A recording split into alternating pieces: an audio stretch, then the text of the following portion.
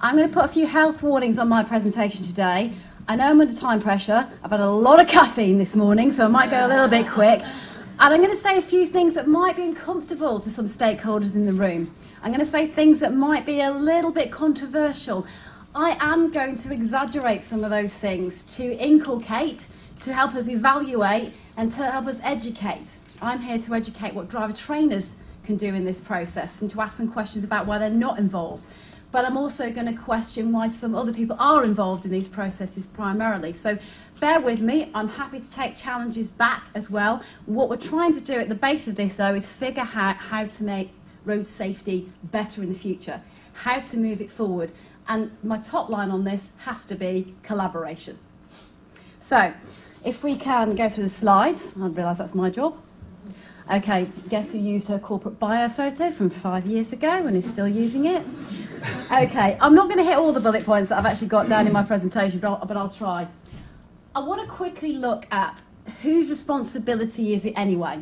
Who has responsibility for road safety? Because actually it's quite a muddy pool and it's getting muddier.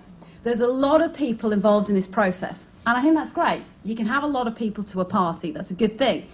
But I want to make sure, and I'm sure everybody in this room wants to make sure, that we've got the right people involved. Now, I don't want to turn this into a whinge fest for driver trainers, but a lot of time, driver trainers and driver educators aren't involved in a lot of decisions and policy making about road safety education. Yet they are the interface with the young person. They teach road safety and driver education. So we need to get more of their involvement, more on that afterwards. But we've all got a road user responsibility. Employers have, and I'm glad to see that Arvel's hosting something like that, and I'm very aware of the work that they do in that space, but not every employer takes it as seriously as somebody like Arvel. Me, you, everybody in this room is a road user. We all have a responsibility, be it as a driver or as a parent, to get the next driver, the next generation of drivers on the road. Uniformed services have a responsibility. Road safety officers have a responsibility. Schools have a responsibility. All licensed drivers have a responsibility. Cyclists have a responsibility, and so do pedestrians. The media has a responsibility. Are we all taking that responsibility seriously? Are the right people assuming the responsibility, and are some of the right people actually abdicating their responsibility as well? Those are some of the questions that we ask quite frequently when we go to these kind of forums. Who or what is actually responsible? Parents who pay just enough to get their kids through the test. But equally on the flip side of that, ADIs, driver trainers, who help them in that by advertising the cheap pile 'em high, sell it cheap lessons and getting through them quite quickly. You know, and getting them through a test with little no explanation of the view past the test. Now, the majority of ADIs are professional, not trying to do that, but we still have to work on our industry and our profession to make sure that we've got people taking people on the right journey when it comes to road use. Parents passing on bad habits due to lack of upskilling and refreshing. Put your hand up if you're a parent and you've had any driver training in the last 5 years. Okay. It's not a whole room. There's a lot of you there, and that's great, but it's not a whole room. As a parent, you will probably do some accompanied practice with your child. If you haven't refreshed your skills or your knowledge of driver training, of the highway code, in the last so many years, then think about your role and your responsibility in accompanying your child on that practice as well, and maybe think about getting some extra training. Parents with young impressionable children in the car. I'm the mother of a 3-year-old. There's no more sobering a thing when somebody pipes in from the back, "Mummy, 2 hands on the wheel." Licence holders who shape young people's driving habits and attitudes every day. We talk about young people a lot. We hosted a young driver conference last year to get all the stakeholders together in the room, and we focus on young drivers as being a really awful part of driving. But actually, they're a decreasing part of the statistics, and they're not the only culprits. And we need to focus on licence holders and drivers who haven't refreshed any skills for 20-odd years as well. They influence our young drivers on the road every day. We need to educate them as well. Have a go heroes. That's not intended for anybody in this room, but there are a lot of people involved in road safety intervention and education that actually aren't experts in driver education themselves. They're not teaching young people, they're not qualified to teach driver education, but they're actually leading some of these projects. What we're saying is don't stop people getting involved. What we're saying is make sure we're involving the right expert and the right professionals in a lot of these initiatives as well. We have a problem with our responsibility that we have a system that does allow non-qualified individuals to teach driving. It comes as a shock to a lot of parents that trainee driving instructors can charge for driving lessons and can advertise themselves at the moment to the same standard as a fully approved driving instructor. So parents carefully vet who your person is. A PDI, a provisional driving instructor, is not necessarily a bad trainer, but we need to make people aware when they're making choices about the quality of an instructor, quality of a driving training programme, and how to make the right training. Though the training instructor licence is going to be on its way out with a range of modernising driver training initiatives as well.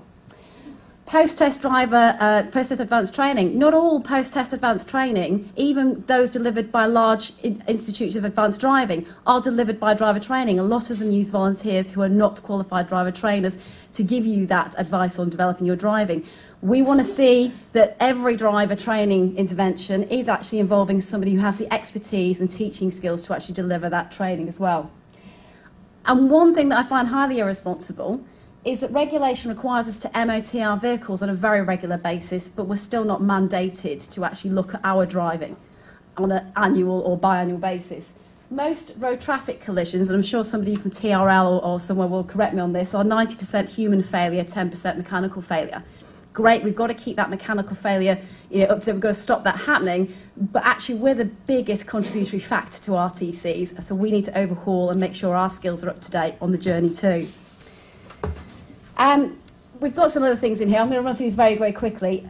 That's a controversial point above. I know the Learning to Drive curriculum has transformed somewhat, but over 20 years, it's not being as transformed as you expect it would be. It is still funneled towards a one-shot test. Yes, the theory test's in there, but the young driver is very focused on that one-shot test.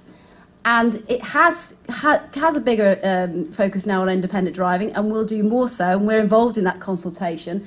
But there still is a lot on there about manoeuvres and other things that aren't actually the most critical factor in terms of road safety. There's a lot of campaigning that we do about the irresponsibility of governments, past and present, to still allow road safety issues to occur. There's still a lot more we could be putting into road safety that we don't. And road safety budgets, as we all know, for actual communication purposes, were cut by 80%. I think it was last year as well. So that's something that we think is quite irresponsible at the same time. There's also the question is, are we all irresponsible in some degree when we sit there and say, well, the UK's got one of the best road safety records in Europe, in the world. I think, unfortunately, sometimes when we're the best at something, that creates complacency, it creates arrogance, and it maybe stops us seeing it as a critical thing. And that's maybe why budgets get cut and the rationale for budgets being cut on this kind of thing as well. So what are the costs of us being irresponsible? £1.7 million on average per death that we have to clear up on our roads and we have to deal with. Costs to the NHS and the public services that have to deal with that. Increased cost to every taxpayer and the grief to thousands of families. I think we're all aware of some of the costs of road safety. What are the better solutions to perhaps what we've got at the moment? We need to have a much more consistent and joined up approach to road user education, and it needs to be road user education. We're very focused on the driver being the biggest culprit in all of this, but we actually need to work in collaboration and partnership with cycling lobbies, with pedestrian lobbies, to actually focus on educating young people from a much earlier age about their road user risk and their road user responsibility as well.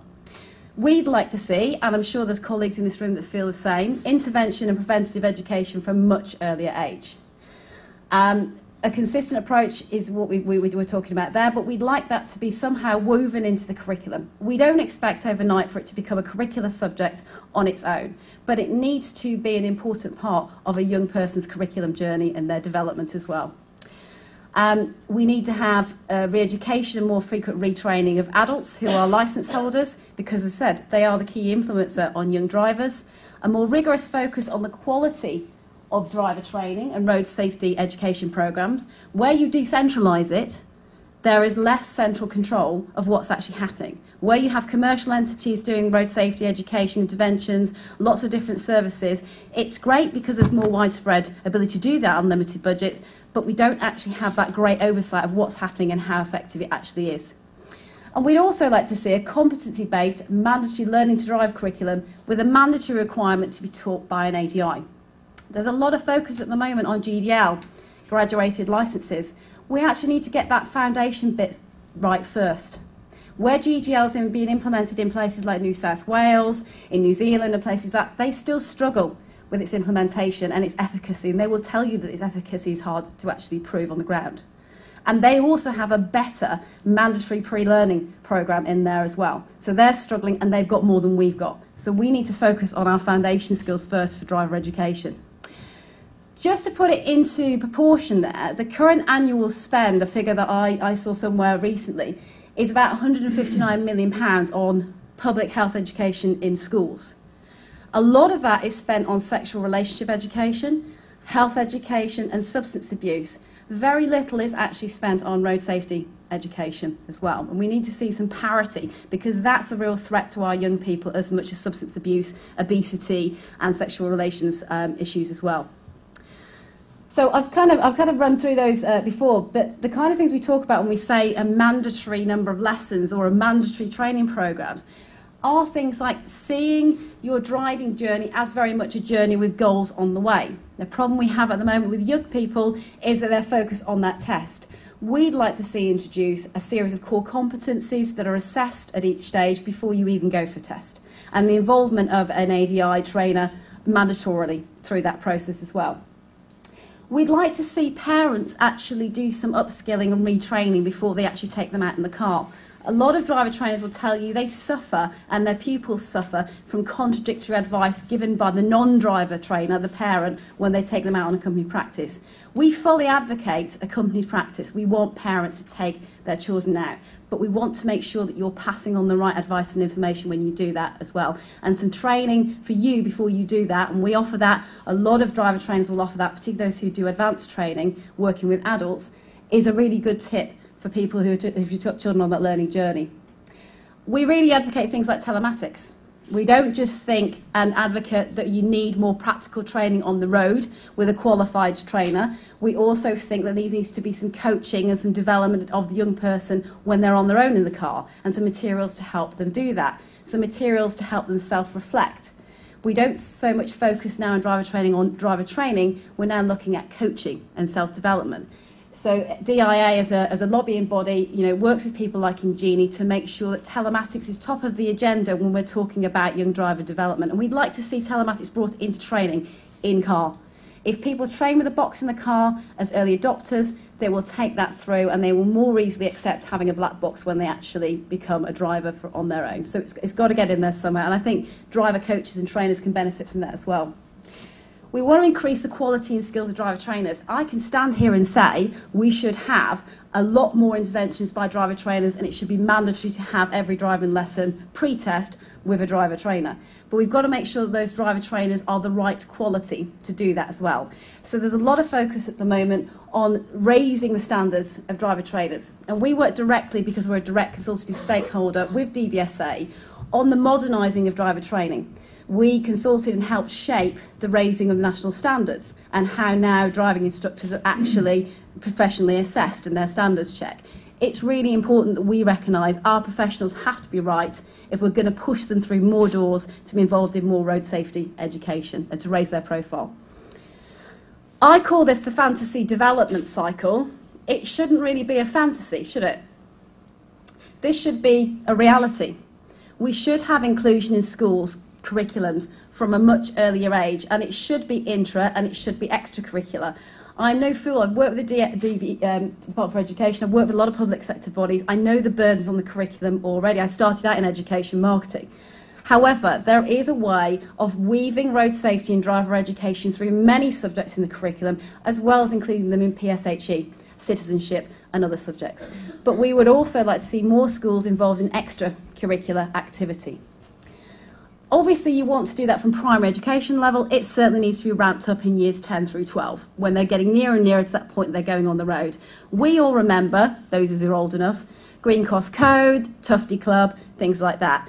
There ain't that much going on that is memorable right now. And there's a big gap between what you might get in a primary school and when somebody goes to learn to drive at 17. They've got a very short period to take on a lot of information. That journey needs to be longer, started earlier. We wanted, as we said, a core competency-based programme where people have to do certain modules and are assessed on those modules as they go by a qualified trainer before they even get to go for the test. Now, I know DFT is looking at this to some degree because in the Green Paper discussions, we're looking as a consultative group at whether we should have a mandatory after dark lesson, not just nighttime driving, after dark when you need to be able to develop those skills, and that would have to be with a driver trainer, and a mandatory motorway lesson as well. I'll be very interested to see what the road haulage industry make of that one. But we hope those things come in. But there are other core competencies other than driving at night and driving on motorways that we need to instill are important to all drivers in the process. And in our fantasy world, we'd like to see regular post-test training interventions. So why not? Every 10 years, we're going to have to renew our licence. Why not some kind of training intervention then to make sure our skills are up to having that licence? At the moment, you just get it, and you can have it for quite a number of years before anybody's actually going to check up on that driving, or even at that stage, they'll only probably do a medical test for you as well. Now, as I said, I call that fantasy because I get pushbacks and kickbacks all the time from policymakers, from other road safety campaigners saying, it'll never happen. That will never happen. Well, it should happen, and we shouldn't say never. And when it comes to public health, we have to make things like this happen. And on the cause of never happens, nobody really thought the smoking ban was actually going to come in. But it came in pretty bloody quickly. And there's a lot of pro-lobbying groups against it, like the tobacco industry. But at the end of the day, and at the end of the game, it was done for the public good, for the further public health, and we all accept it now. I think this is something we need to look at for the greater public good and greater public health as well. Okay. So, what am I going to leave you with? The C words. Sometimes use those words when I'm driving. But anyway, skirting over that. I think we need to focus on some C words here. I think we need to focus on collaboration, cooperation, some consistency, a continuous approach to it, a competent approach to road safety and driver education, making sure the right people are involved. We need to look at it, getting it into schools, and we're certainly lobbying hard for that at the moment. We need to just look at all road users, car occupants, as the European Transport Safety Council looked at in their most recent report, not just the focus on the driver and all those contributory people and factors in road use. We need to consider corporate social responsibility and how we use corporate funding to develop road safety interventions. And we need to always remember that we're involved in this for a common cause, the conservation of life. The biggest one I want to focus, though, on is collaboration. Every day I see more and more road safety initiatives. People ask us to endorse them, the fire service, the police service, an ADI over there, a road safety officer from over there. We'd love to get involved, but we'd like to get involved in the formulation. We'd like you to gain from the expertise of people at the coalface of driver education. And we'd like to offer those services to you. So if you want to work in a collaborative way on road safety, let's get more of the guys who actually take people on the road every day and train them how to use the road in the future. Thanks very much.